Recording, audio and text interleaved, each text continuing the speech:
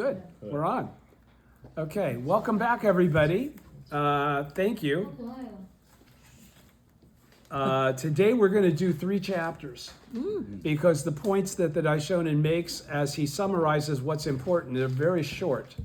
So, most of what's written is written not really for us. It's written for the people of the former and the middle of the day as far as the Lotus Sutra is concerned.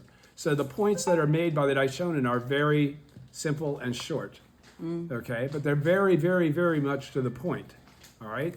So the first thing I'm going to do is read the background on all 3 of the, here it is. Start with distinctions of benefits. Of all 3 chapters that we're going to talk about, we're going to talk about distinctions and benefits, and then the benefits of responding with joy, and the benefits of the teacher of being a teacher of the law.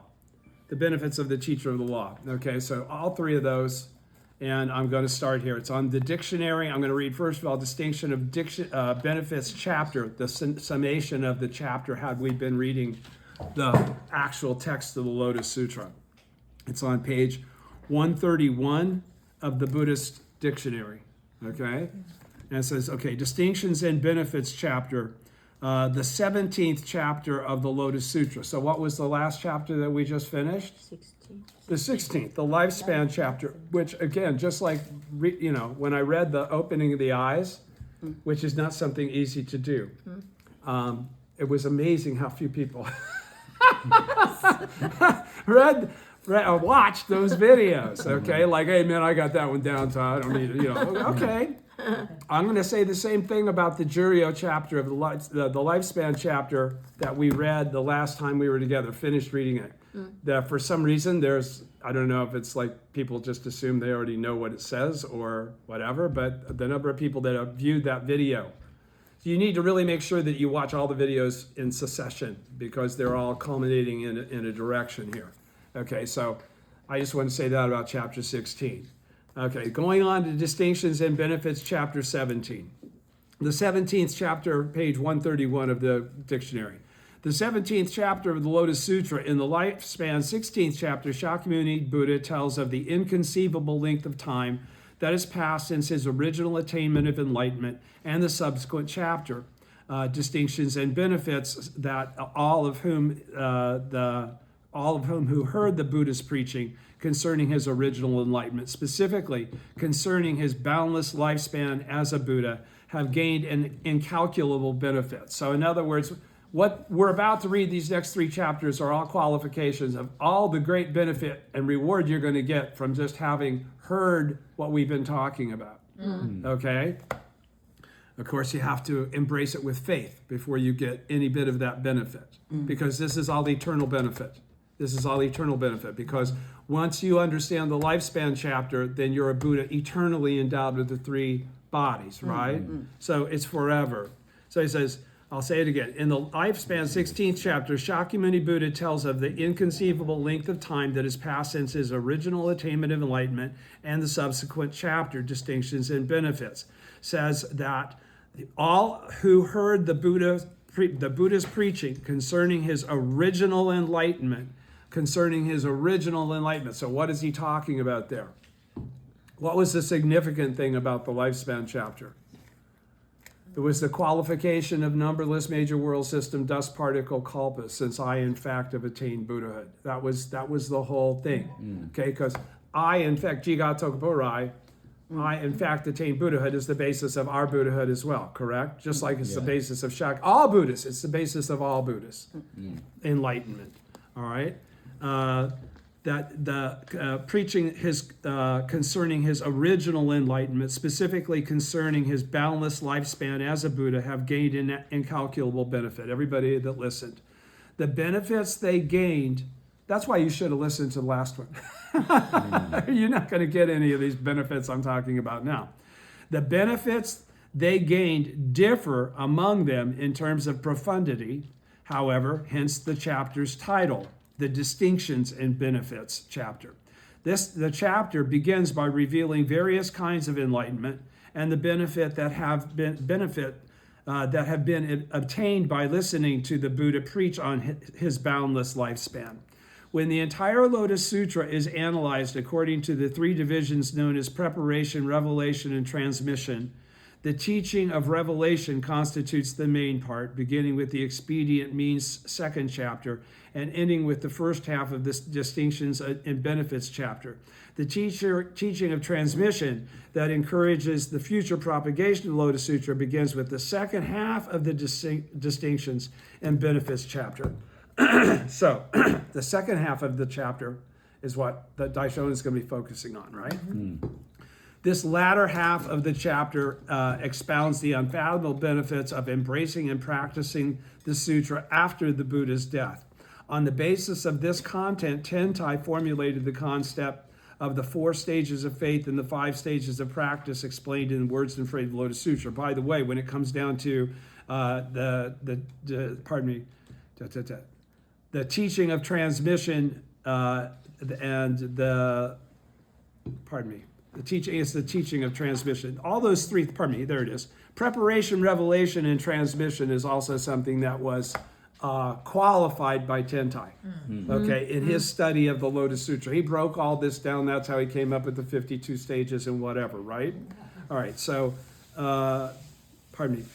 this latter half of the chapter expounds the unfathomable benefits of embracing and practicing the sutra after the Buddha's death. On the basis of this content, Tentai formulated the concept of the 4 stages of faith and 5 stages of practice explained in Words and Phrases of the Lotus Sutra, which is where the Daishonin which was the underlying specificity of construct of understanding that he did when he discussed the 6 stages of practice that we talked about. The last 6 of the 6 is realizing you're the Buddha exactly as you are, right? That's why there's 6 and not 5, okay? Because Tentai can't end up in Buddhahood. Nichiren's stages of practice end up in Buddhahood, all right? All right, so that's the distinctions and benefits 17th chapter. Then we get to the benefits of responding with joy chapter, abbreviated as responding. This is on page 40 of the dictionary. And then page 41 will have benefits of the teacher of the law. Benefits of responding with joy. Abbreviated as responding with joy chapter, the 18th chapter of the Lotus Sutra, which describes the benefits of rejoicing upon hearing Shakyamuni Buddha reveal his original attainment of enlightenment in the lifespan chapter. The distinctions and benefits 17th chapter deals with the 4 stages of faith and the 5 stages of practice. The responding with joy chapter further explains the first of the 5 stages of practice, rejoicing on hearing the Lotus Sutra. This chapter begins with Bodhisattva Maitreya's question to Shakyamuni: after the world-honored one has passed into extinction, if those who hear this sutra are able to respond with joy, what amount of blessings will they acquire? To reply, the Buddha relates the principle of continual propagation to the 50th person. You all understand that, right? You understand what the propagation of the 50th person is, the concept that the Buddha extrapolates here. Okay, he says, suppose a person responds with joy upon hearing the Lotus Sutra after Shakyamuni's death and preaches it to a second person, all right, who in turn preaches it to a third, and so on until the 50th person hears the sutra, okay? The point of this is nothing gets diluted. The 50th person gets the same benefit as the first, okay? Shakyamuni explains the benefit of the 50th person receives by rejoicing upon hearing the sutra is immeasurable. All the more so is that obtained by the first to hear it. Okay? So, and then benefits of the teacher of the law chapter continuing on page 41. The 19th chapter of the Lotus Sutra. In this chapter, Shakyamuni Buddha addresses Bodhisattva constant exertion. It begins with this Shakyamuni statement that by carrying out the 5 practices of embracing, reading, reciting, expounding, and transcribing the Lotus Sutra, and remember those 5 things because those are the 5 practices. Embracing, reading, reciting, expounding, and transcribing the Lotus Sutra, one can purify one's 6 senses, 6 sense organs, the eyes, ears, nose, tongue, body, and mind. which Shakyamuni's teaching has already said that must occur before you can attain Buddhahood, and that's why it would take so many lifetimes. And the Daishonin explains we do that just by chanting Nam Myoho Renge Kyo, right? Okay, so and so our six sense organs are also purified in the process of us being the Buddhas that we are in our original state. The chapter then elaborates on the benefits and powers pertaining to each of the purified six sense organs. The teacher of the law in the chapter title indicates one who practices the Lotus Sutra oneself and preaches it to others, okay, which would be all of us. And all of us do the 5 practices, right? We all, embrace, read, recite, expound, and transcribe. That's even if we send it digitally over the internet now. That's the same thing as transcribing in the 21st century. Okay, so those are the 3 chapter synopsises, and then I'm going to go on and just quickly talk on the 5th 500-year period, because this is all germane to that. That's why this all changes from the Lotus Sutra into the orally transmitted teachings, because we're now in Mappa, we're no longer in the former or the middle day of the law, right? Okay, so the 5th 500-year period. Also, last 500-year period, or 5th half millennium. The last the last of the 5 500-year periods described as following Shakyamuni's death. It corresponds to the beginning of the latter day of the law. The Great Collection Sutra predicts in some detail the course that the development of Buddhism will take in the 2,500 years, or five half millennia following the Buddha's death. The 5th 500-year period indicates the first 500 years of the latter day of the law and is called the Age of Quarrels and Disputes, or the Age of Conflict. The sutra predicts that during this period, various rival Buddhist schools will quarrel incessantly among themselves, and Shakyamuni's correct teachings will be lost, obscured, and lost, which would mean the correct understanding of the Lotus Sutra, okay, for that 5th 500-year period and beyond. Tentai of China, Chicago. Tentai of China and Dingyo and Nichiren of Japan, however, viewed the 5th 500-year period as the time when the supreme teaching would spread. In the Medicine King chapter of the Lotus Sutra, Shakyamuni states, after I have passed into extinction in the last 500-year period, you must spread it broadly, Medicine King, throughout Jampadvipa and never allow it to be cut off. And so that's the whole thing that we're doing with Kosen Rufu, right? 10,000 years and beyond of the latter day. Yeah.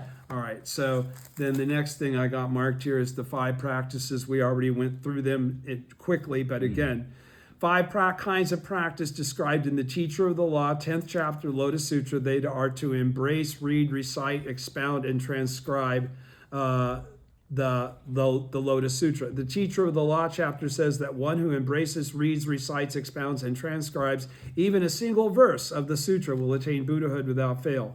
In this chapter, Shakyamuni says to the Bodhisattva Medicine King, you should understand that such persons who carry out the 5 practices have already offered alms to 100,000 million Buddhas, and in the place of the Buddhas have fulfilled their great vow, which would make them what? Buddhas themselves. Yes. All right? And because they take pity on living beings, they have been born into this human world as people of the 9 worlds, okay? Revealing the 10th world in their life that's eternal in the lives of all people. Medicine King, if one should ask what living beings will be able to attain Buddhahood in a latter day existence, you should show them that all these people in a latter day existence are certain to attain Buddhahood. Various categories of the 5 practices are set forth in Buddhism, and that Daishonin, of course, has his own as the 6 stages. And then, hang on, if there is one more thing, I'm not aware of it. I thought I was going to do, hang on, it's Buddha of beginningless time. It's right here. Okay, so last but not least, the Buddha of beginningless time, because this is the Buddha of the original state. This is the Buddha of Nam Myoho Renge Kyo. Okay, Buddha of beginningless time. or Kuan Ganjo no Jiju Yushin. Also, eternal Buddha, original Buddha, or true Buddha. Okay, so again, is it an entity of the 10 worlds? If it's eternally endowed with 3 bodies, that's possible, right? But it's the law of the causality, the simultaneity of cause and effect, that precedes anyone awakening to it. The law is there first. Okay, so when you go into beginningless time, this isn't about a manifest entity, okay, that's already formed like an entity yet. Okay, everything's about the law. The causality of everything is what's being created. All right. Also, eternal Buddha, original Buddha, or true Buddha. The Buddha who has been eternally endowed with the 3 bodies, which is all of us who have faith in the Gohonzen and chant Nam-myoho Renge-kyo in the latter day of the law. We've read that over and over and over again, that I've shown in making that distinction. Right. The Dharma body, the reward body, and the manifested body, okay? Those are the 3 bodies. Thereby, because of that, embodying the eternal law or the ultimate truth of life in the universe, the original state, okay? All right. This term, which is Nam-myoho Renge-kyo, right? This term appears in Nichiren's writing given to his successor. So it wasn't taught by Nichiren until the end of his life, no different than the Makashikan was not taught until the end of Tentai's life, just like the Lotus Sutra was not preached until the end of Shakyamuni's life. Okay, so they always save the best for last, I guess, or actually they're worried about the capacity of others to be able to understand clearly what's being said and not slander in a process of ignorance.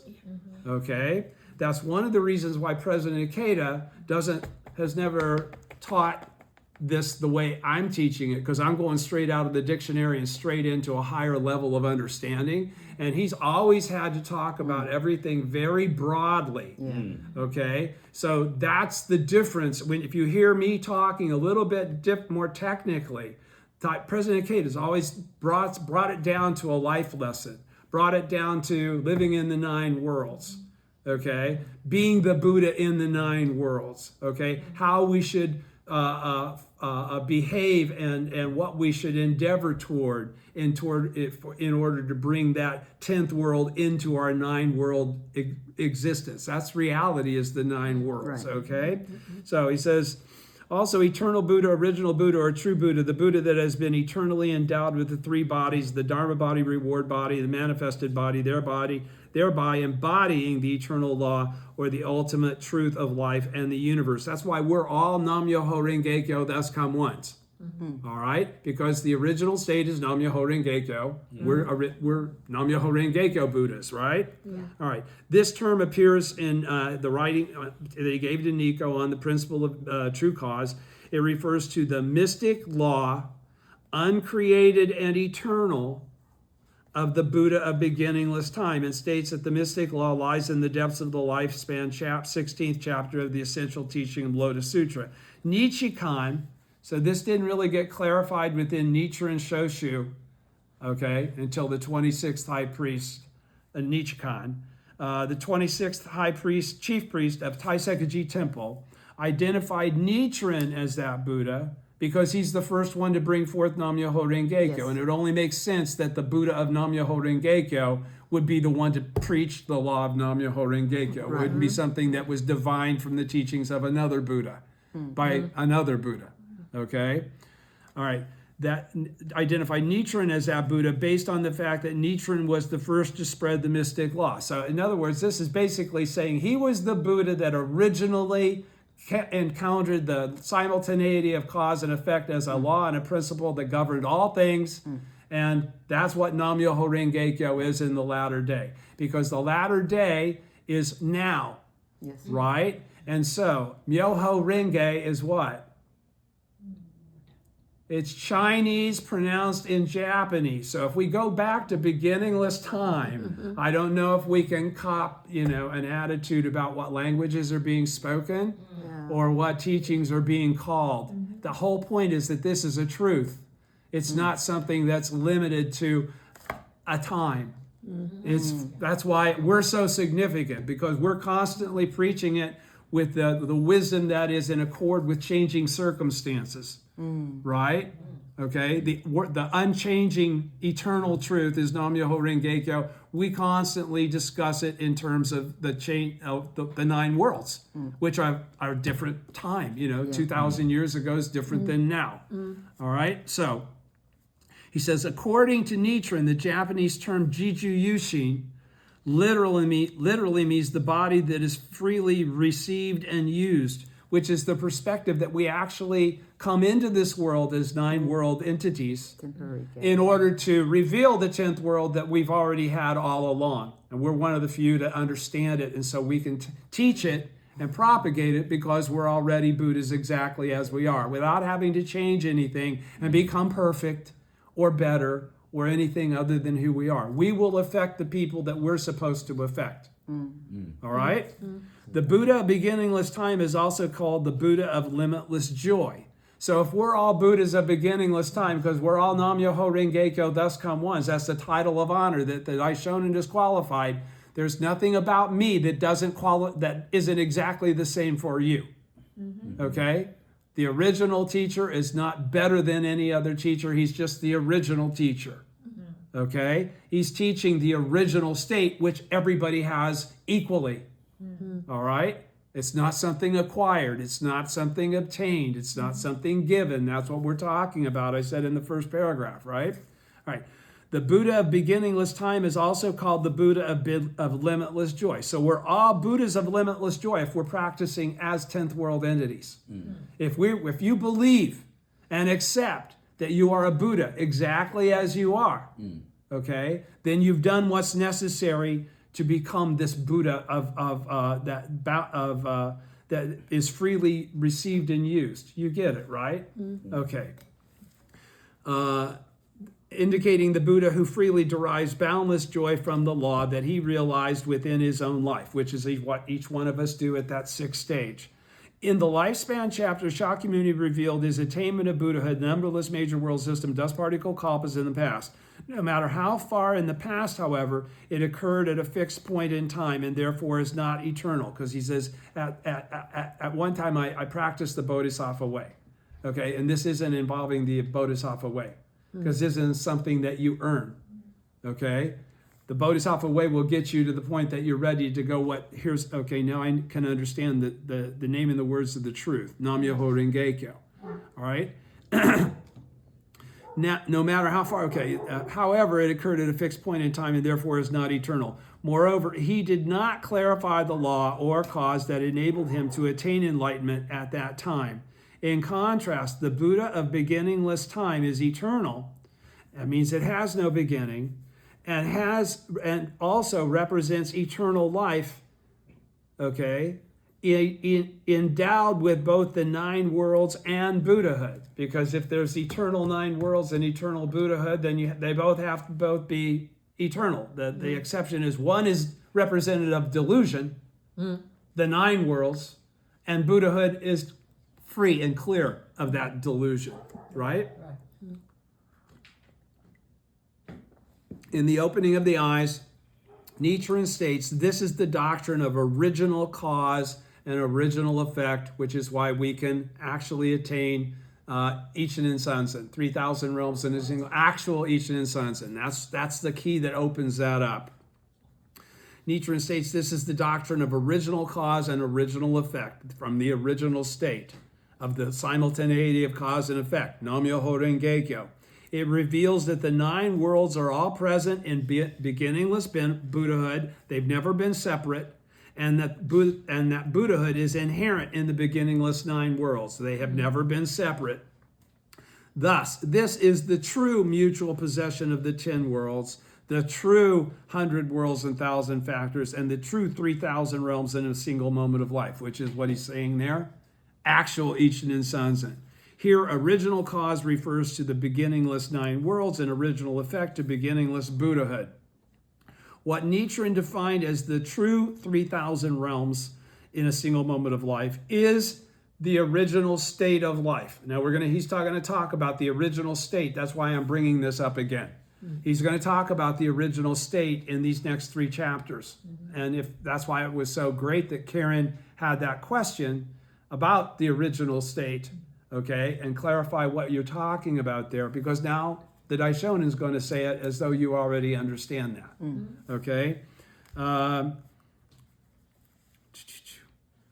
This is the true mutual possession of the 3,000 realms in a single moment of life. Here, original cause refers to the beginningless 9 worlds and original effect to the beginningless Buddhahood. What Nichiren defined as the true 3,000 realms in a single moment of life is the original state of life. To manifest this state of life is the attainment of Buddhahood for all people, because once it happens in one person, then Buddhahood's available to everybody, right? It's revealed as being something that's inherent in life itself. All right, in life itself. To manifest this state of life is the attainment of Buddhahood for all people. Nichiren established the practice that enables everyone to achieve this by inscribing the Gohonzon, or the object of devotion, that embodies his original state of life, which is Nam-myoho Renge-kyo, which is the same as our original state of life, and prescribing the invocation of Nam-myoho Renge-kyo, which is how we awaken it. Yes. Okay? And I think that's all I got from this. And so I'm flying through this, so this may seem like you did 3 chapters in half an hour. Well, I can only talk so much about the same thing before I start completely repeating myself. But you're going to understand now what I have said up until now, I haven't made up. All right? Everything I've said up until now is in the OTT. All right, already, which is what I was basically taught without knowing that's what I was being taught when I was taught it by Mr. Matsuoka, because he got it from the priests at Myohoji. The record of the, point chapter 17, distinctions and benefits. Okay, so now we're going to the OTT page 144 and reading chapter 17, distinctions and benefits. 3 important points. Point 1, concerning the passage from the Lotus Sutra that says, Ajita, if there are living beings who, on hearing that the lifespan of the Buddha is of such long duration, pardon me, are able to believe and understand it, even for a moment. Now, what does that do? What does that belief and understanding, even for a moment, what has qualified itself in that moment, in that single moment, even for a moment? Right, you've heard the name and the words of the truth. That's what that is. That's hearing the name and the words of the truth of Nam-myoho Renge-kyo. The benefits they gain thereby will be without limit or measure. Why? Because once they've heard the name and the words of the truth, they will attain Buddhahood, if not in this lifetime. In some future lifetime, they are guaranteed to always absolutely be able to attain Buddhahood. Page 144. It's based on the efforts they make until they actually attain Buddhahood, though. All right? You can stay in the 9 worlds for a very long time thinking you know what you don't know and never getting to the point that you know what is true. Yeah. The record of the orally transmitted teaching says, and this is so important because I've said it like over and over and over again already, but here we go. The record of the orally transmitted teaching says this one word, believe, in the phrase able to believe and understand it, even for a moment. Because this able to is a matter of a reflection of your fortune and the causes you've made to open your life up to the original state of Buddhahood that exists within all people. Okay? So, this one word, believe. If you don't believe, if you never, and you have to accept before the belief is real belief. Otherwise, you're just understanding something that's a technical issue. That's like theoretical Ichinen Sanzen. That's what everybody was doing prior to Nam-myoho Renge-kyo. They couldn't really achieve actual Buddhahood. All right? They had to make the cause to somehow be born into a lifetime, and that's in the latter day somewhere where the truth is being told, Nam-myoho Renge-kyo. All right? This one word, believe, in the phrase able to believe and understand it, even for a moment, is the cause and the seed that make possible the acquisition of all types of wisdom. And the acquisition of all types of wisdom is to attain enlightenment as you exist in the 9 worlds. This one word, believe, or faith, represents the stage of hearing the name and the words of the truth. Hence, this one word, faith, is a sharp sword that cuts away the final stage of ignorance. Because the final stage of ignorance is that thing that you can understand everything up to, you can chant, you can get benefits, but boy, when it comes down to you being the Buddha exactly as you are, it maintains itself as a theoretical thought. It's not something that when you hear the Buddha, you know you're talking about me. When I hear the Buddha, I know it's talking about me. Yeah. Okay, and that is the reaction you have when you've really actually achieved that sixth stage, because you have accepted the teaching that says you are a Buddha, whether you can feel that or not, Tom, whether it makes sense or not to you, to not be perfect and still be able to be the Buddha. This is the teaching of the Daishonin that frees all living beings to be able to manifest their original state, because you don't have to be perfect. All right. Hence the one word faith is a sharp sword that cuts it away. It just eliminates it right there in that one moment. You don't have to do some other cause on top of that. It's just have faith in the teaching, and then the teaching can become you. It cannot become you until you believe it. All right? Hence, the one word faith is the sharp sword that cuts away the final stage of ignorance. Second paragraph of his comments. This one word believe means to believe in the principle of ordinary people being able to manifest their original states as revealed in the lifespan chapter. What are you believing? You're believing that there are 6 stages of practice and that you can get to a point where you understand you are the Buddha exactly as you are. You are that whether you understand it or not, but you don't get the benefit of that until you understand it. Right. Okay? So again, this one word believe means to believe in the principle of ordinary people being able to manifest their original states as revealed in the lifespan chapter. According to who? Nichiren. Nam-myoho Renge-kyo isn't in the lifespan chapter. It's hidden in the depths. But, nobody was digging and going into the depths until Nichiren did.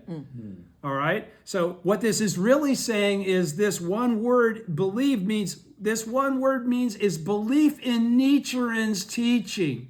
Because that's the only place you're going to find this qualification. Yes. All right? So if you believe Nichiren, that's why he's saying we deserve the title of Nam-myoho Renge-kyo, thus come once, because we are doing it exactly as he did. That's the enlightenment that he's embodied in the Gohonzon that we've been using as a mirror that's allowed us to bring it forth to the point when we get to that 6th stage, we recognize it as being real. Yes. Okay? All right. Everything else is training, belief training up to that point. Okay? Because you're believing things that are theoretically okay. Okay, I can see that. I can see that. I can see that. That the fact that you're already the Buddha doesn't theoretically make a lot of sense if you've understood what Buddhism has been saying about Buddha being such a big deal, right? You should be able to manifest treasure towers that are bigger than a third of the world and lift things in the air and have tufts of light come out from between your eyes and all that kind of stuff. Yeah. Yeah, exactly. Good one, dear. Okay. And the word understand, okay, so this one word believe means to believe in the principle of ordinary people being able to manifest their original states as revealed in the lifespan chapter. So that means you also not only see yourself as a Buddha, you see all others as Buddhas as well. And so you don't make distinctions between you, yourself, and others that are completely different from you. And you understand that even evil people, even asuras, can attain Buddhahood in their present form. You don't hold prejudices or separate positions in the hierarchy of beings. You understand all living beings are equally all living beings. All right?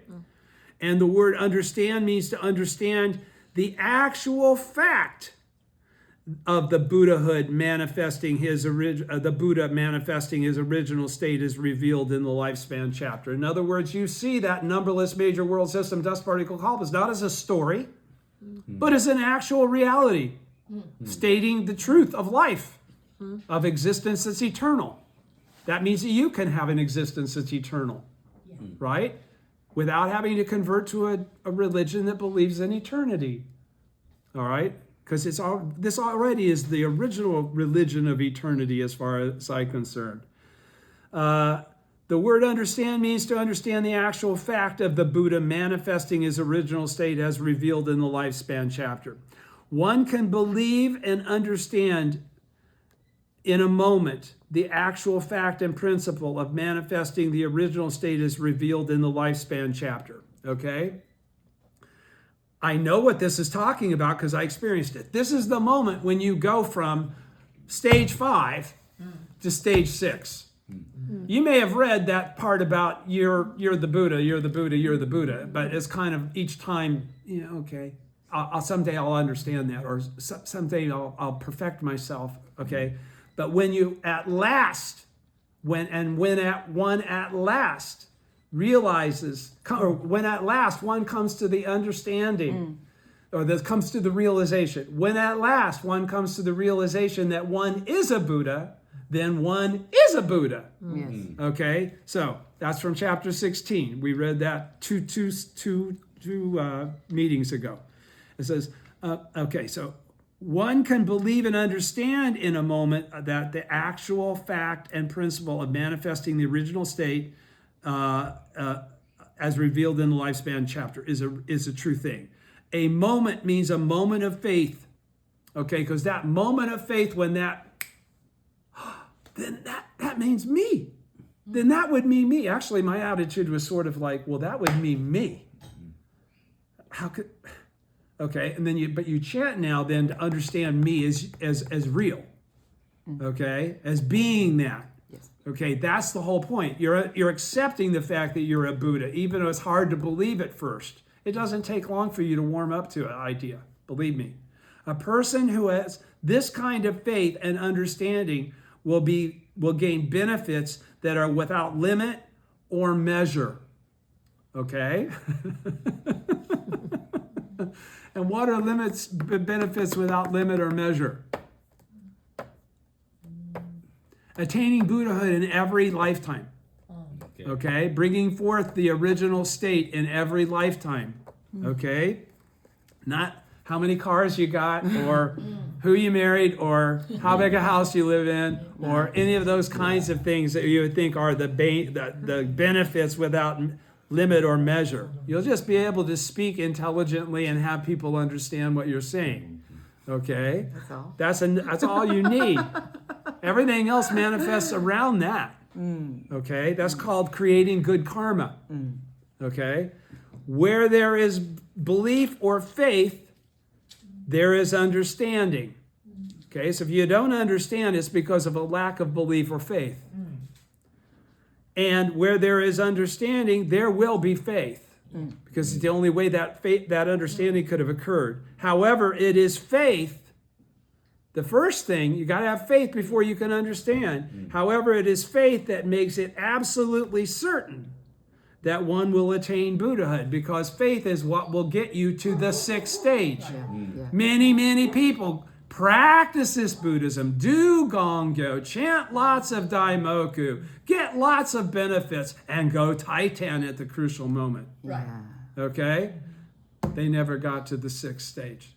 They never eternally revealed the eternal state of Buddhahood in their life. It was a theoretical construct. They've heard the name and the words of the truth. They're going to get a do-over, okay? But they weren't able to manifest it in this lifetime so that it occurs again in every other lifetime.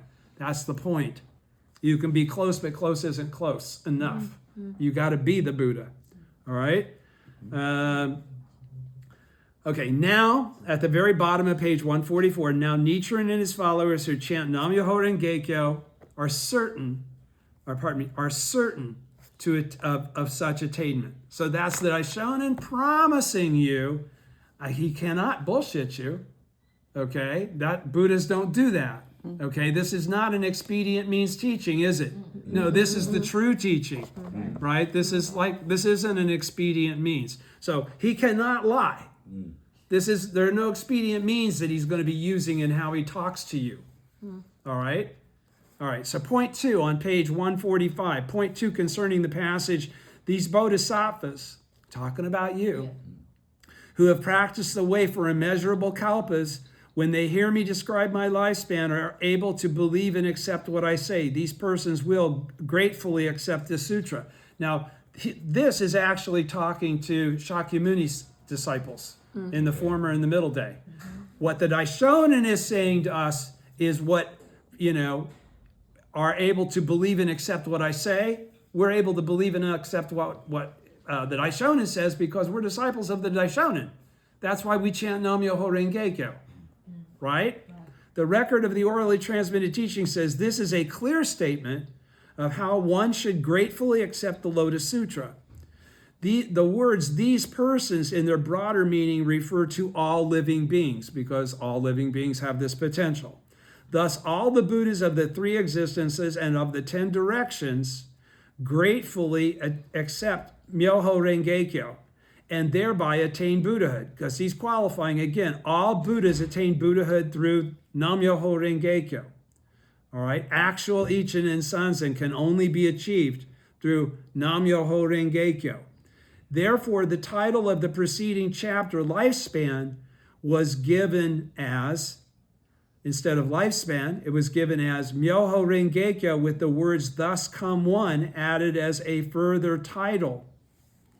Okay? Because all of us that believe the Daishonin, believe the original teacher, are Nam-myoho Renge-kyo, thus come ones just as he is.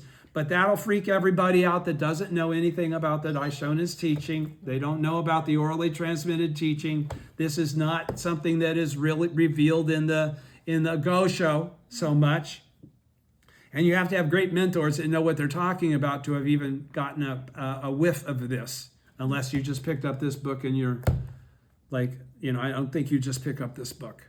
There's no such thing as just picking up this book. You pick up this book, you have a cause that's already being reflected of a karmic relationship that proceeds now. Yeah. All right? Now, when Nichiren and his followers chant Nam-myoho Renge-kyo, they do so for this reason.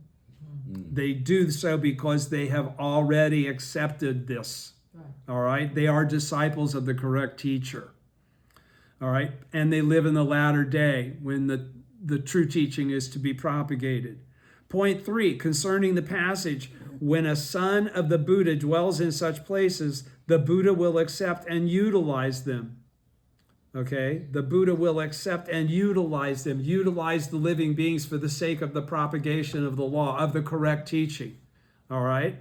Of the teaching that makes everyone equal to them, to the Buddha himself. The record of the orally transmitted teaching says on point 3 on page 145, middle, this passage is a clear statement concerning the Buddha body that is freely accepted or received and utilized, or the Buddha body of limitless joy. That's why I've been saying over and over again, we are all Buddhas of limitless joy. If we rejoice in the fact that we're Buddhas of Nam-myoho Renge-kyo, if we rejoice in the mission of and responsibility of being the Buddha in our present form, we're not lightweight bodhisattvas anymore. We're teachers of the law, and we accept that responsibility with great humility, also a great sense of responsibility, though. We never make things up. We have to do the work, and then we teach others. Okay, so let me say that again. This passage, okay, when a son of the Buddha dwells in such places, so when we're in a manifest form in the 10 worlds, we're not in Ku, we're not in non-substantiality. In such, when we dwell in this realm of the Sahe world, the Buddha will accept and utilize them. The law itself uses our living Body. 3 bodies, okay, our 3 bodies, because it takes, not only our Dharma body, but our reward body that allows us to perceive this and understand what it's saying, and then the manifest body, which allows us to speak and preach it and take it and propagate it everywhere, right? All right, so the record of the orally transmitted teaching says this passage is a clear statement concerning the Buddha body, this one I got right here, that is freely accepted and received or received and utilized. That's exactly what I'm doing right now. That's exactly what you all are doing by sitting here and supporting me in this process and listening. Yeah. Okay, and or the Buddha body of limitless joy. We all have the same exact potential as Nichiren Daishonin, the same state of life as Nichiren Daishonin. In the words, in such places refer to the ground upon which the Buddha eternally endowed with the three bodies stands, which is every single one of us individually that's actually attained Buddhahood in our present form. All right, by believing and accepting the teaching of Nichiren. You with me? Yeah. Okay, the son or sons of the Buddha are the votaries of the Lotus Sutra. Is that not what we are as bodhisattvas of the earth? Absolutely it is. The Buddha's sons are bodhisattvas, and the votaries of the Lotus Sutra are bodhisattvas. The word dwells means to believe and understand. Okay, so now what is he clarifying there? Why did he make that distinction? He's calling the Buddha's sons are bodhisattvas and the votaries of the Lotus Sutra are bodhisattvas. What distinction is he making?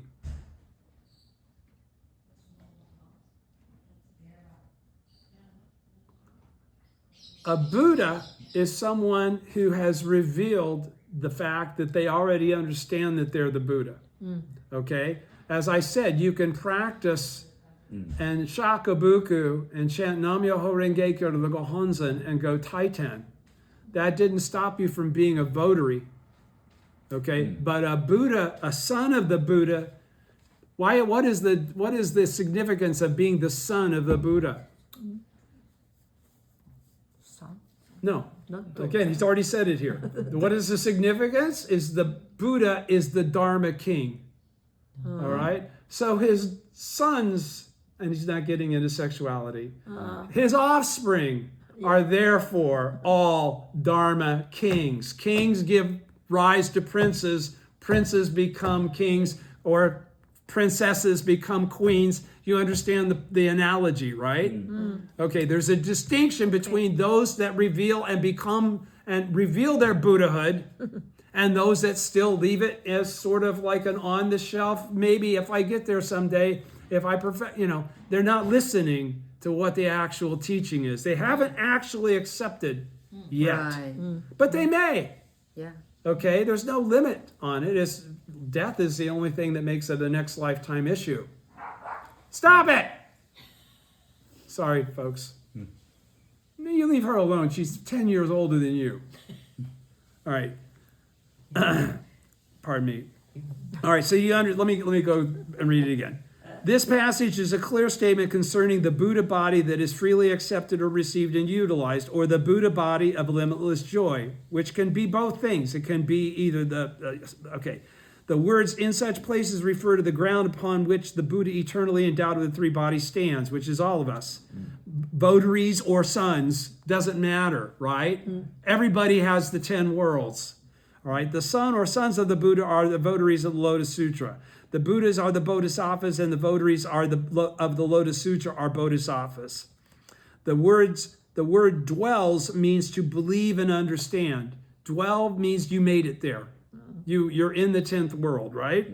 Now Nichiren and his followers who chant Nam-myoho Renge Kyo dwell on the ground of the wonderful law, because they've all heard the name and the words of the truth, regardless of whether they've been able to achieve the 6th stage. All right? And they are thereby eternally, they're going to be fine. They are the Buddha bodies that are accepted and utilized. You should ponder deeply on this, which I have, and I hope you all do. Page 146, and you are able to ponder. You are allowed to ponder. He says to ponder. Okay? So chapter 18, thank you. Chapter 18, the benefits of responding with joy. 2 important points. Point 1, page 146. Regarding the benefits of responding with joy to Myoho Renge Kyo. Okay? The record of the orally transmitted teaching says respond means to respond to and comply with actuality and principle. Okay, did you catch why he says that? Okay, because what's Myoho Renge Kyo?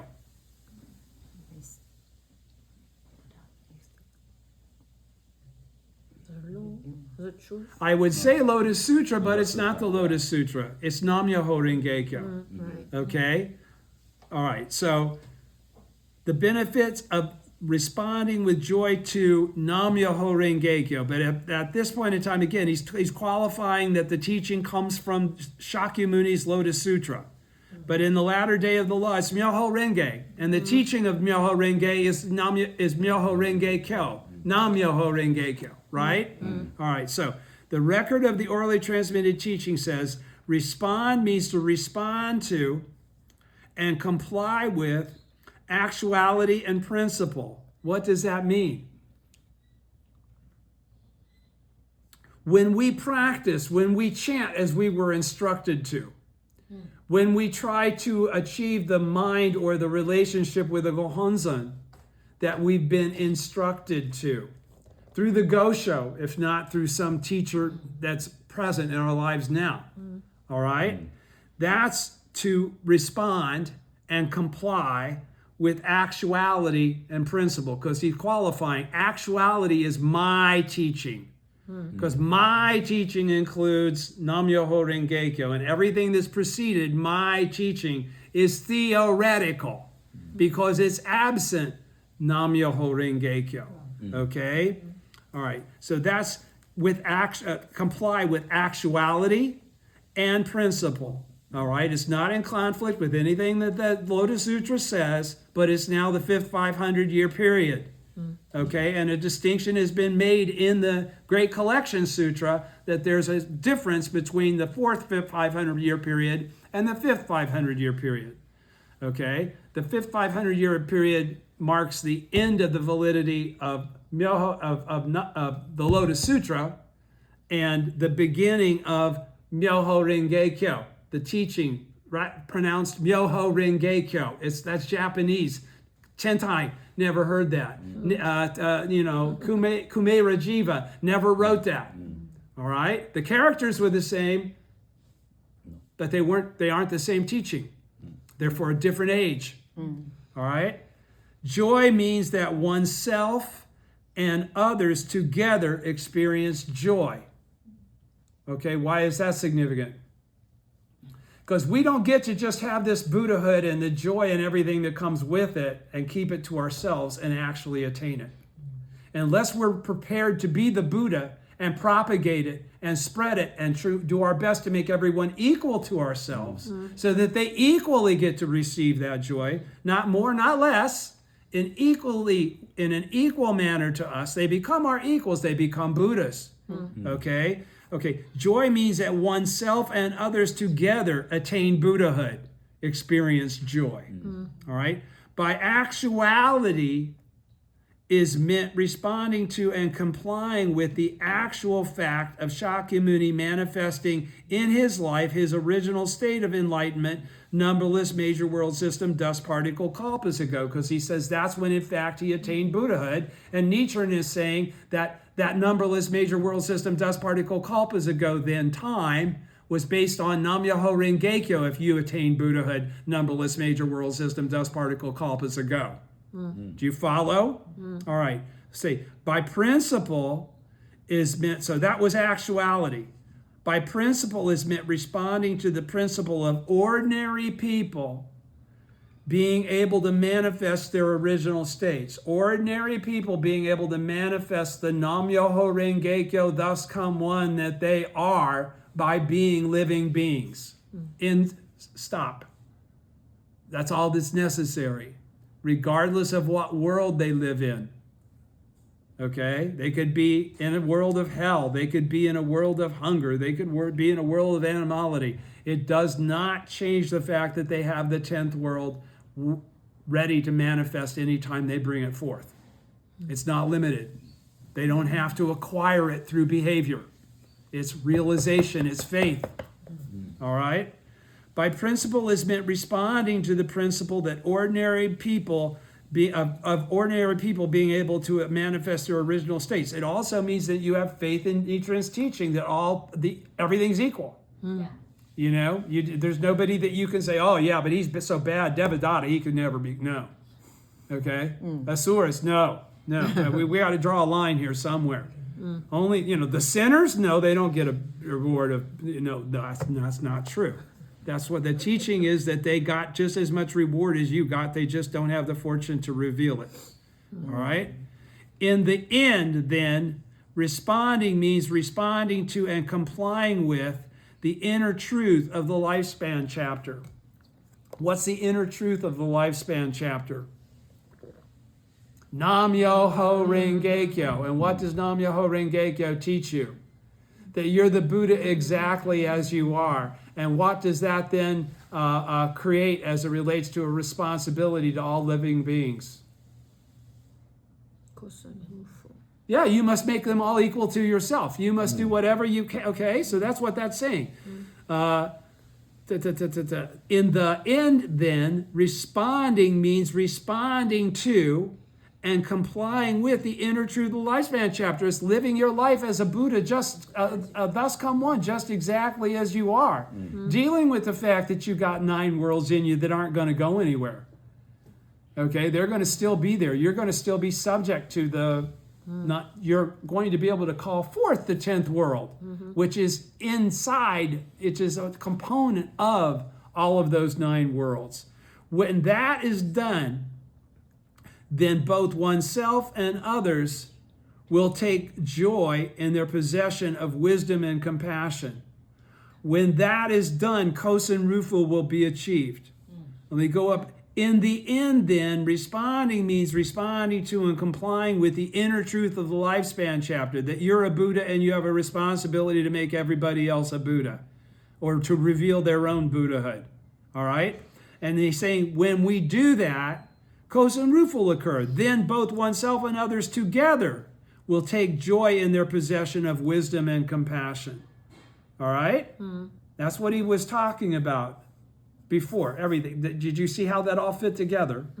If you reread it, you'll see, sentence by sentence, it's just like a puzzle. It's just like a jigsaw puzzle. Only one piece will fit there. Now, when Nichiren and his followers, in the very middle of page 146, and his followers chant Nam Myoho Renge Kyo, when they chant Nam Myoho Renge Kyo, they are expressing joy in the fact that they will inevitably become Buddhas eternally endowed with the 3 bodies. Okay, so whether you have or not, when you're chanting Nam Myoho Renge Kyo to the Gohonzon, you're expressing joy that you are on that path. Isn't that why you continue to practice and undergo the difficulties and overcome them? It's only through continuing to do that, you reveal the faith that allows you to suddenly go, stage 6, shit. It's me.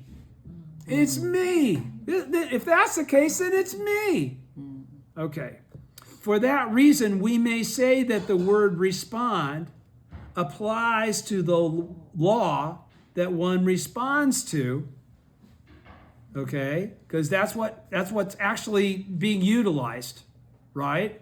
And joy applies to the person one takes joy in. All right? The person is the ancient Buddha of numberless major world system dust particle kalpas ago, Shakyamuni. The law is Nam Myoho Renge Kyo of the lifespan chapter. To respond to and take joy in them is what is meant by the words responding with joy. Did everybody follow that? Okay. This isn't a conflict talking about Shakyamuni when he attained Buddhahood and the original state. They're one and the same. Okay? But what did he say here? The joy applies to the person one takes joy in. Do you take joy in Shakyamuni? Or do you take joy in Nichiren? Okay, so taking joy in Nichiren is what allows you to possess Nam Myoho Renge Kyo and reveal the original state of life that's already existed within you from the very beginning, time without beginning. Okay, that's the substance of your 3 bodies. In fact, he says in the absence of faith in his teaching, there is no 3 bodies. Yeah. All right, so the person is the ancient Buddha of numberless major world system, dust particle kalpas ago, Shakyamuni. The law is Nam Myoho Renge Kyo of the lifespan chapter. To respond to them and take joy in them is what is meant by the words responding with joy. Broadly speaking, to respond may be regarded as another name for faith, because faith is what makes you do what you do every day, regardless of what life condition you're in. Yeah. All right? To respond means simply to have the mind of faith, which is, I can chant Nam Myoho Renge Kyo right now, and I can change my life condition, and I can overcome this difficulty, and I can win every time. And it's my job to win every time. All right? That is why it is stated in the second volume of the Lotus Sutra. It is because they have faith in the Buddha's words. And he's not talking about just Shakyamuni. He's talking about himself. He's talking about any teacher of the law is a Buddha of the original state. Because the law that they teach is the law of Nam Myoho Renge Kyo. Because we're in the latter day. Okay? And we're not going to go backwards into the former or the middle day. Okay? Right. So, as far as this teaching that is going to be passed on for kalpas, all right, it is because they have faith in the Buddha's words that they can comply with this sutra, not because of any wisdom of their own. So it's not because they were so smart they were able to figure it out. It's because their belief they were able to reveal it. All right? There is no distinction based on intellect. You got higher, middle, and lesser. It's like karma. It's not anything that's better or worse. Right. Okay? It's the karma. What are you going to deal with that capacity? Absolutely. Okay? Yes. And you're going to be in charge of what capacity you have. Yes. You make those causes. Right. All right? Point 2 on the passage, page 147.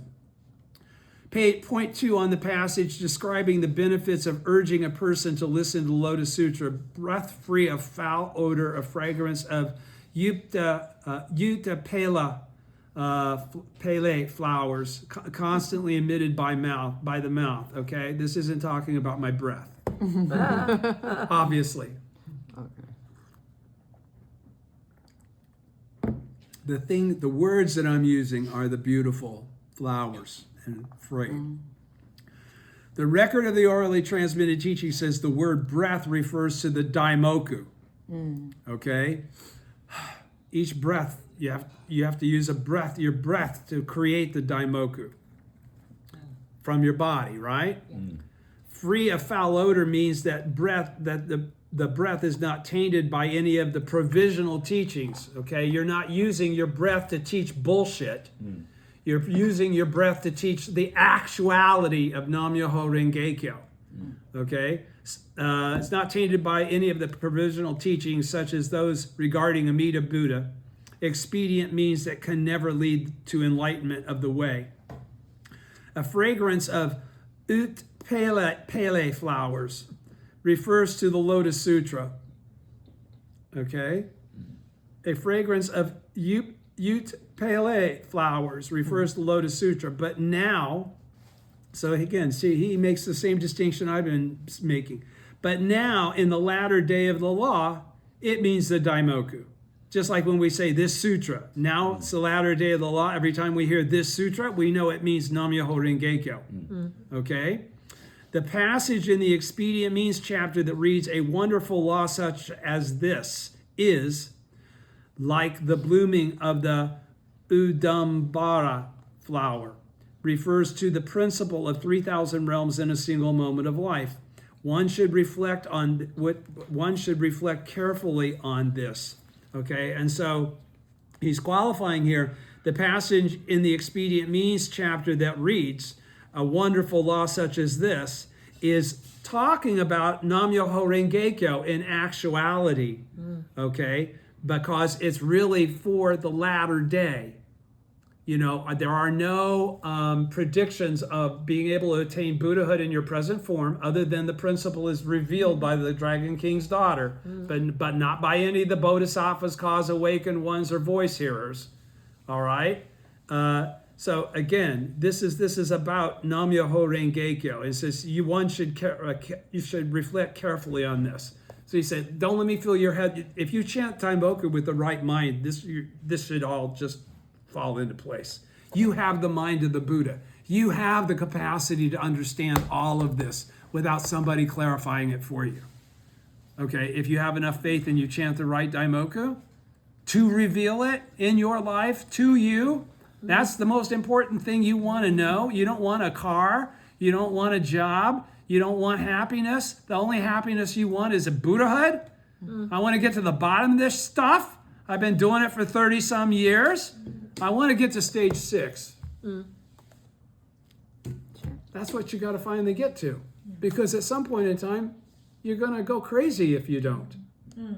Because it's not going to get easier. We already have discussed this. It's going to be more and more challenging so that you're motivated to try and find the answer that's keeping you from being who you want to be. And who you want to be is happy. That's the joy. He's not talking about anything material or even karmic. He's talking about the joy is karmic because it's from it's in response to your own actions. Yeah. You create that joy by doing human revolution. Yes. All right? But the word constantly refers to that which constantly abides through the 3 existences. Hang on, let me go.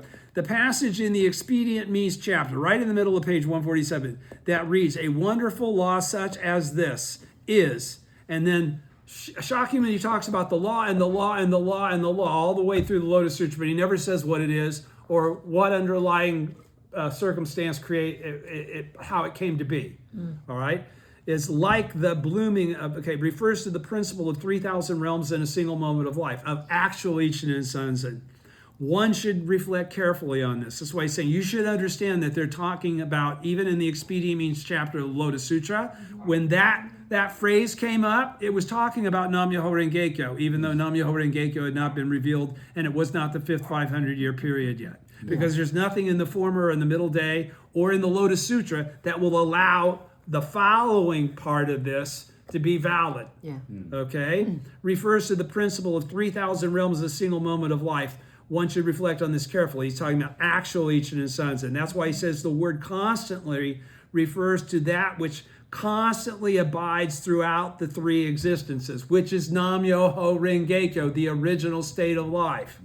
The word mouth refers to the mouth of the votary of the Lotus Sutra, because we're the ones that propagate this teaching.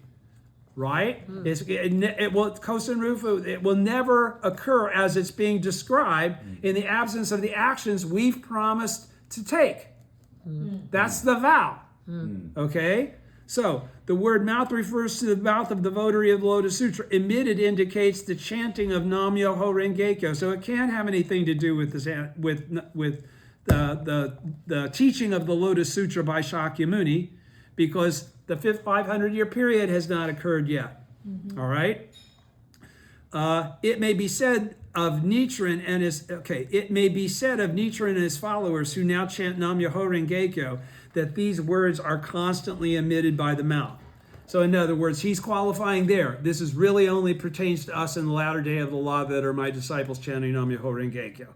Chapter 19. We're getting right through this. You are? Yeah. It takes a long time. It takes longer than I thought it would, but so what? This is the 3rd of the 3 chapters. We're almost done. Chapter 19, benefits of the teacher of the law. Okay, point 1 at the bottom of page 147 regarding the benefits of the teacher of the law. And as I've said, who is the teacher of the law? Us. The thus come one, teaching Nam-myoho Renge-kyo with the realization that they are already the Buddha exactly as they are. That's the only way you're going to be able to convince anybody of that reality, if you know it yourself. Because if you teach it as a principle of theory, people will receive it as a teaching of theory. Yes. Okay? They'll have to chant the Daimoku just like you evidently still will, if you haven't been able to understand that on the basis that Nichiren has just now described it in these last 3 chapters. All right? The record of the orally transmitted teaching says the words teacher of the law mean the teacher of the law who carries out the 5 practices. Okay? And we already qualified. What are the 5 practices? Okay. It's going to say what they are anyhow. I already said them to you. Reading, reciting, embracing, reading, reciting, whatever.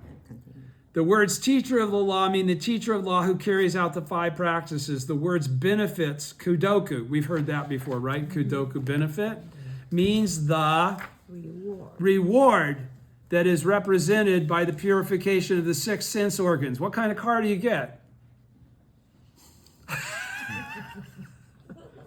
Okay, now, what is the reward that is represented by the purification of the 6 sense organs? Pardon me?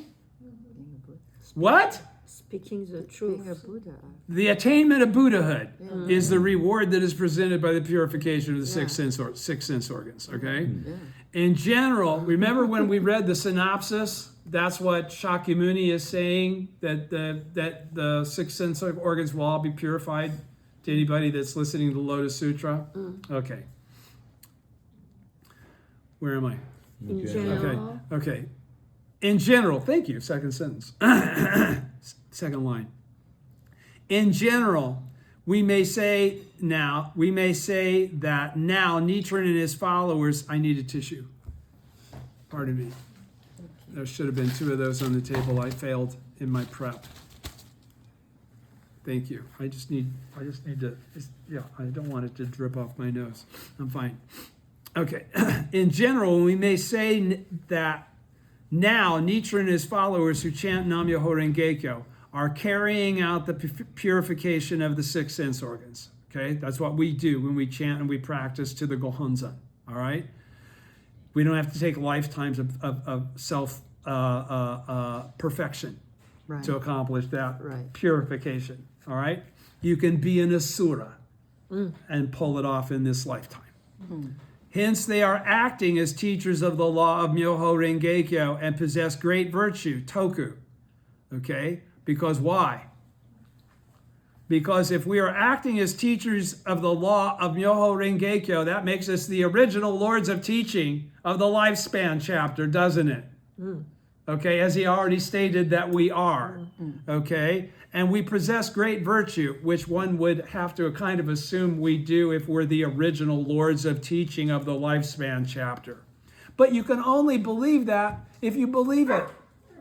Otherwise, it's words. Do you believe you're an original lord of teaching?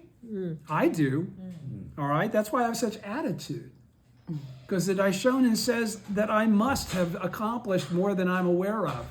Or I couldn't be doing what I'm doing right now. All right? The element ku in the word kudoku means good fortune or happiness. It refers to the merit achieved by wiping out evil, while the element toku or doku refers to the virtue one acquires by bringing about good. Okay? So, what did that just say? Let me finish it. Thus the word doku means to attain Buddhahood in one's present form. Okay, so what did he just say there? Let me say it again. The element ku in the word kudoku means good fortune or happiness. Okay, good fortune or happiness is something you experience, right? All right. It also refers to the merit achieved by wiping out evil. Okay, because what did you do to bring forth that good fortune? You changed your karma. You did human revolution. You wiped out evil. You replaced it with wisdom. Right? Okay. Also refers to the merit achieved by wiping out evil, while the element toku or doku refers to the virtue one acquires by bringing about good. Okay, so one, he's talking about what you're getting, and the other one is what you're creating for yourself and all others in the process.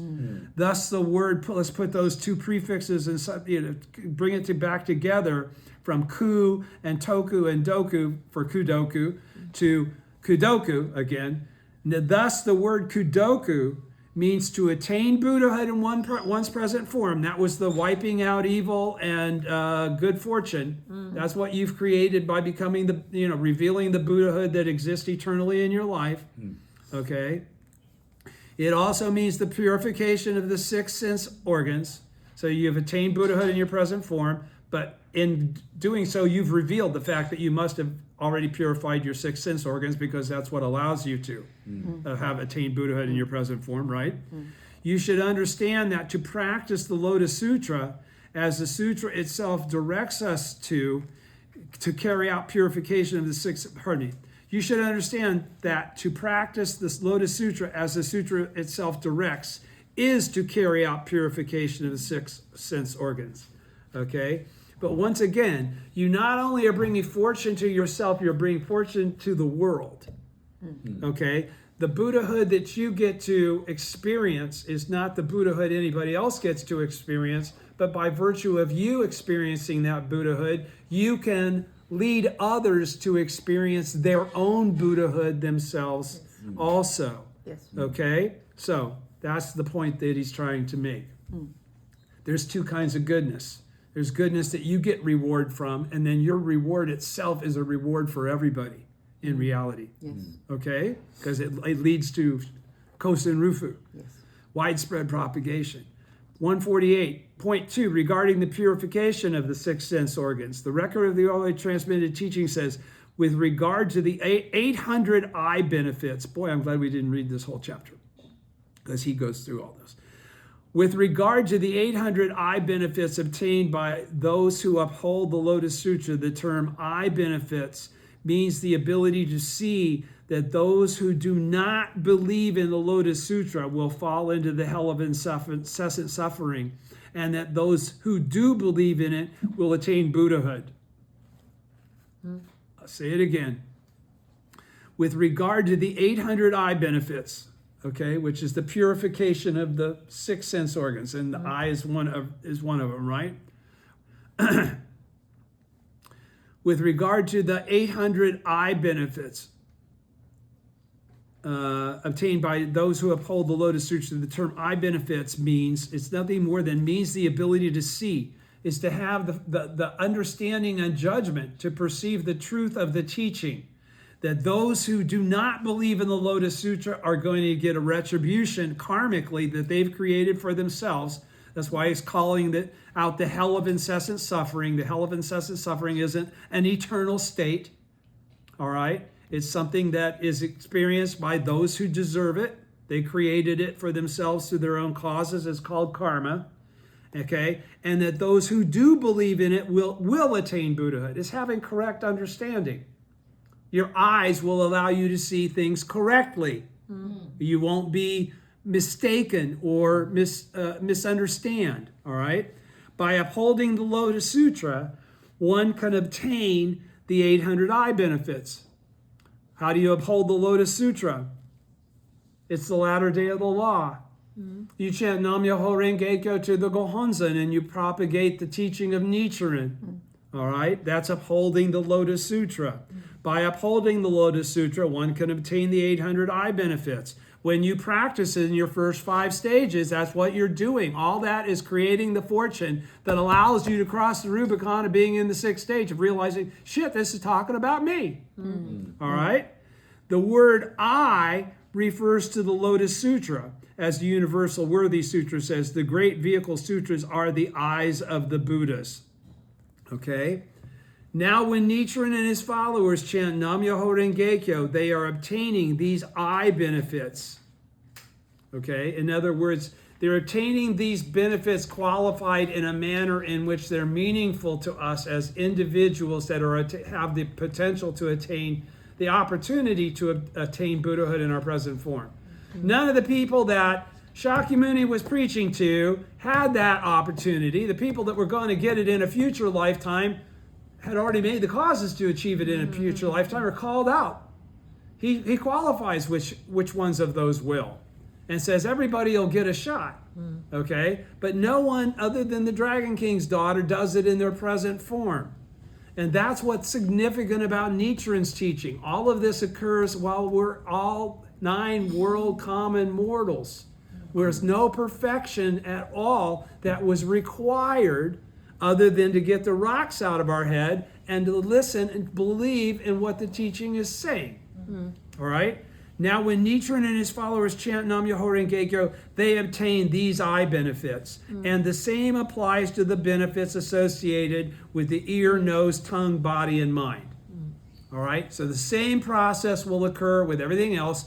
You're going to get your six sense organs purified, and you will attain Buddhahood in your present form.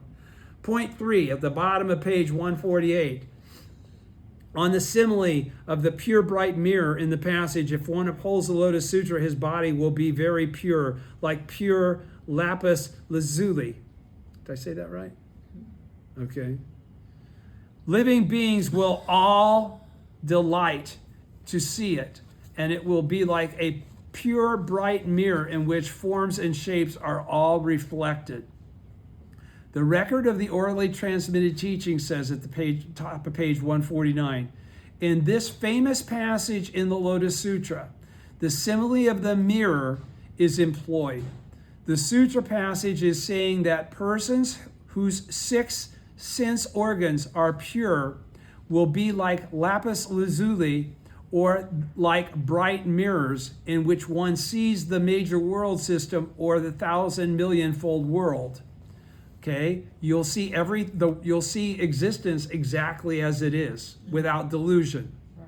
Now, when Nichiren and his followers chant Nam-myoho Renge-kyo, they see and understand the 10,000 phenomena as though these were reflected in a bright mirror.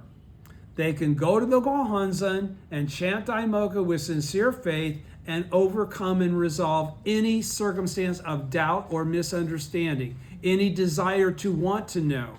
You can attain Buddhahood as quickly as you desire to. That is always the case. It's not about when you deserved it. You deserved it from the time you were born. You were born with the eternally endowed 3 bodies, okay? So it's not a matter of acquiring it. It's a matter of getting the rocks out of your head, understanding what the teaching is, and accepting the words of the teaching. And then going to the Gohonzon to understand what that really means as far as your life is concerned. How you can reflect that understanding in a way that will affect other people and fulfill your mission as a Buddha in this realm. Yes. Okay? So now when Nichiren and his followers chant Nam-myoho Renge-kyo, they see and understand the 10,000 phenomena as though they were reflected in a bright mirror. This bright mirror is the Lotus Sutra. This bright mirror is Nam-myoho Renge-kyo. And in particular, it is the Treasure Tower chapter. Or again, we may say that it is the bright mirror of our single minds of faith. Now, what's significant about the Treasure Tower chapter? Excellent, excellent, Shakyamuni. Everything you say is true. Many treasures has appeared because he hangs out in the Treasure Tower. That's his ride, right? So he's there to say that even though Shakyamuni has never talked like this before in anything he's ever said before, that in fact he is now finally revealing the truth for the first time in the 40 years of his teaching life. Yeah. That's what's significant, okay? And in particular, it is the Treasure Tower chapter, which says that everything else is a provisional teaching. Right. All right? Or again, we may say, and that is it's many treasures that's qualifying what Shakyamuni is saying is the truth. Okay? Or again, we may say that it is the bright mirror of our single minds, which are synonymous with that point. That's the many treasures Buddha that exists in our lives. Okay, in our minds. We have the ability to comprehend the difference between the provisional and theoretical and the true teaching. Okay, and we can then make that distinction to other living beings and help them bring forth and overcome the karma of having obscured their innate 10th world Buddha nature. Follow? Okay? And be the bright mirror. In other words, we become the bright mirror. Okay? We ourselves, our very lives are the bright mirror. All right? Because we can teach and preach the correct teaching. And we can reveal the provisional teachings for being provisional. All right? The passage as a whole employs these two similes of lapis lazuli and a bright mirror. It begins by saying that one's body will be very pure. Okay, now that'd be the first thing that would make you think, well, it couldn't be talking about me. All right, if you're me. But since the body and the mind in the end are not two different things, this virtue of purity must apply to both of them. So if I can understand my mind, I have the reward mind, but I know my body is very not pure, okay? Especially my nose. All right?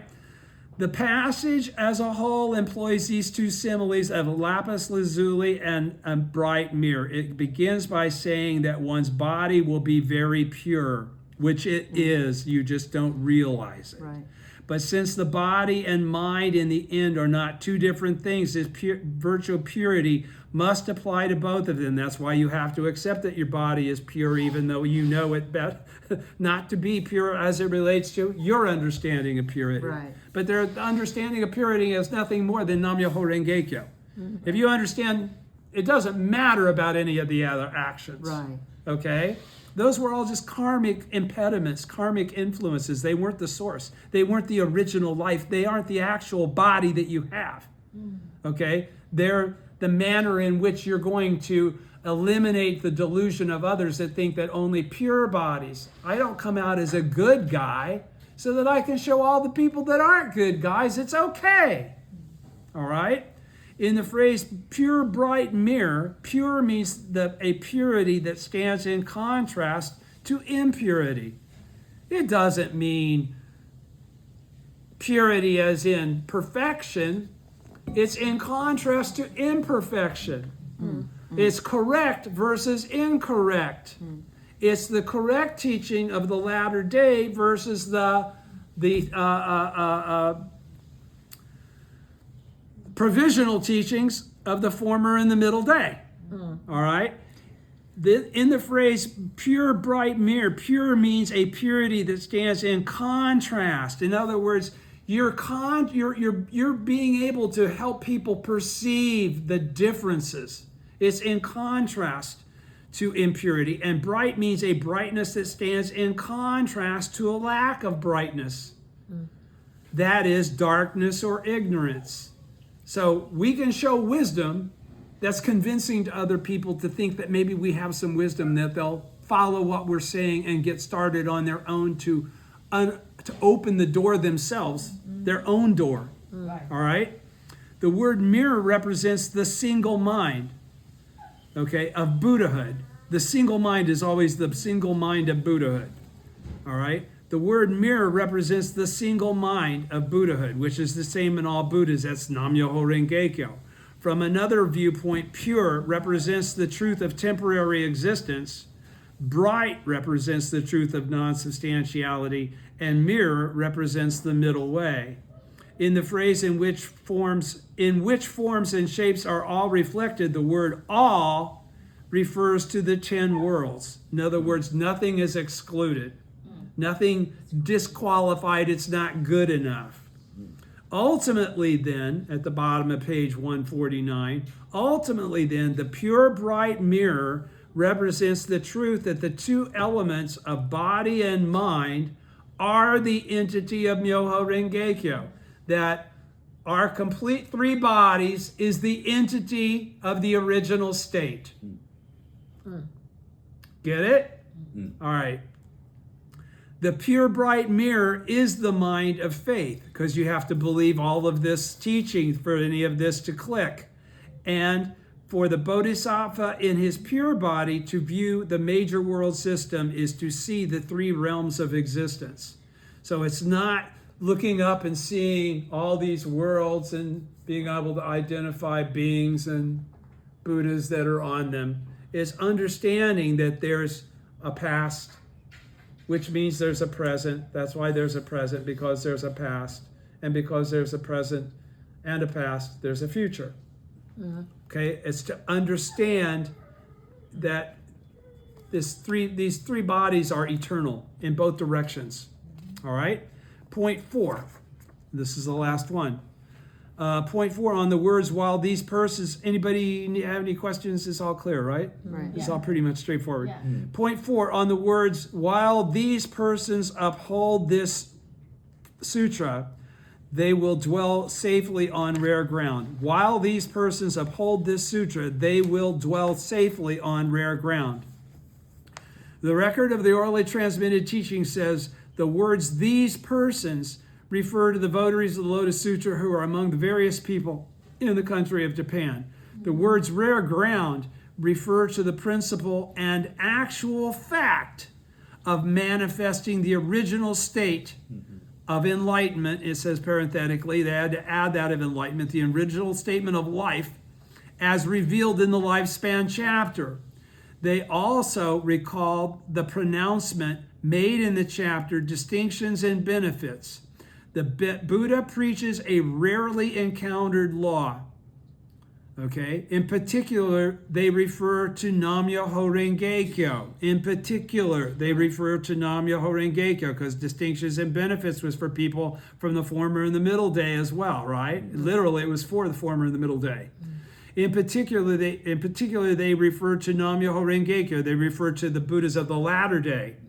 Now, the rare ground occupied by Nichiren and his followers who chant Nam-myoho Renge Kyo is the object of devotion, the Gohonzon, the bright mirror to be broadly disseminated in the latter day of the law.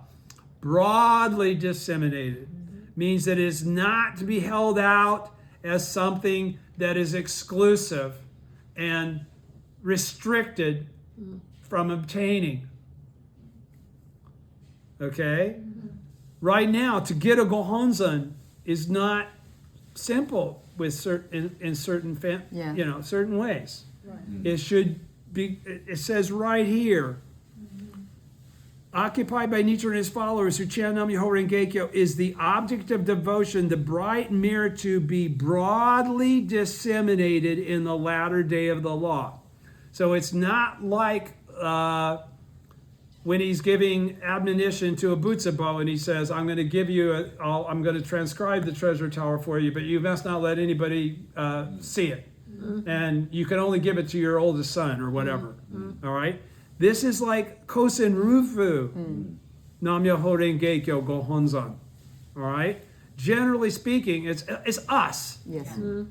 Generally speaking, the benefits gained from purification of the 6 sense organs that are described in this chapter correspond to the 10 stages of faith and the stage of resemblance to enlightenment, the 4th stage of the 6 stages of practice. The Bodhisattva constant exertion, who is the member of the assembly addressed in this chapter, represents the 3rd of the 10 stages of faith, that of assiduousness or exertion. One should understand, however, that in the latter day of the law, it is the votaries of the Lotus Sutra who act as the Bodhisattva constant exertion. Of such persons who uphold the Lotus Sutra, the Lotus Sutra, the sutra itself says, this is what is meant by diligence. Chapter 11, Treasure Tower. Okay, and then the next chapter, which is Bodhisattva Never Disparaging chapter, is 30 important points, okay, which will take 2 weeks, okay? So, because it's the last 16, the first 16 are, the first 15 are the first 4, whatever. The last 16 are the different ways of obeisance, okay? So I'll cut it off at 17 and then go 18 beyond. But the point is not yet.